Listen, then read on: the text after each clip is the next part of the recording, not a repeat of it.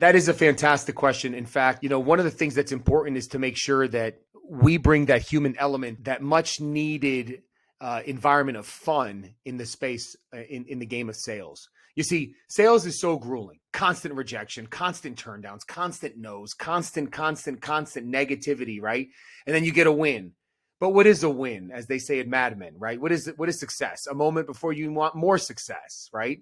You're not happy. You're not happy until you get everything, right? Is what he says in Mad Men, which is so relevant and so true, especially for high performers that really take it seriously. So as a sales leader, your leader needs to really spend some time investing in their people, investing in making the environment fun, not distracting, but fun. And when you make it fun, you make it motivating. And what I mean fun is really making that, bringing the element of human in the mix, making sure that you're creating, fun competitions. You're creating, maybe some team building activities. It goes a long way, because if not, your nervous salesperson ends up becoming a sweaty palm salesperson, which then ends up becoming a fear-based selling person.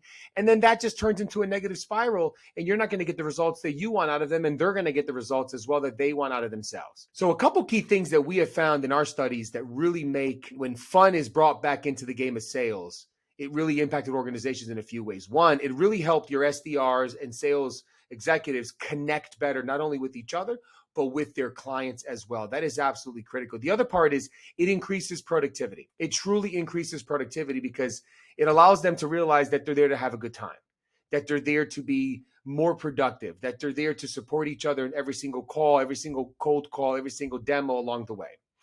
It also improves ultimately the outlook, right, on life as a whole. Because if you're doing well, there's a great book out there called Leaders Eat Last. Simon Sinek, yes.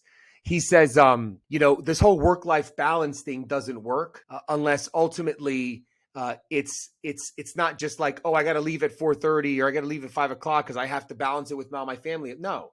If your work life is struggling, if your work life is frustrating, you don't have balance. If your home life is frustrating, if your home life is challenging, you're not going to have balance no matter how much time. Why would you want to spend time at home if you don't like to be there? Why would you want to spend time at work if you don't like to be there? So sales leaders have to remember that work-life balance means enjoying the environment that you're in at all times.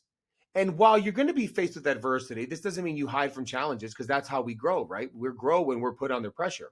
But what it means is that we need to improve our outlook on life by making the environment happy and enjoyable, by challenging and being cordial and being empathetic to the process, right?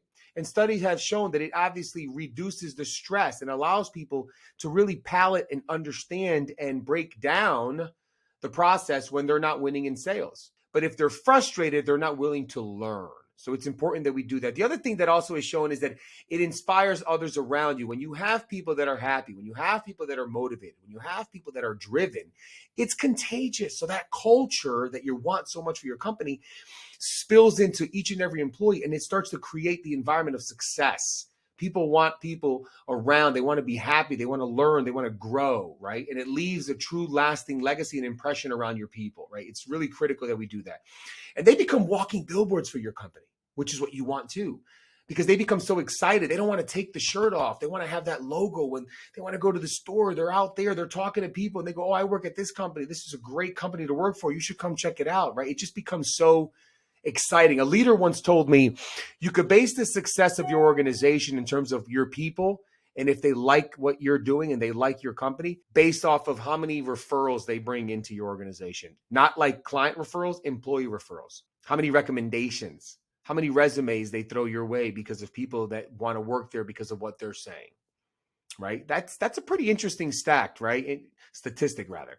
The other part too that we've seen when happiness and joy is brought around an organization, specifically sales organizations, you earn more money. They earn more money. They earn more money. It's black and white. So it's really important to understand that good times around the office creates a motivating environment that ultimately leads them to not only want to be there longer, which they earn more money when they're there closing more deals, but also it's articulated with excitement when they're speaking to prospects to convert them to first meetings, to demos, and to closed opportunities. So we got to remember as sales leaders that we're challenged, especially this year, we're challenged in an environment that is constantly frustrating to bring the element of fun into the space.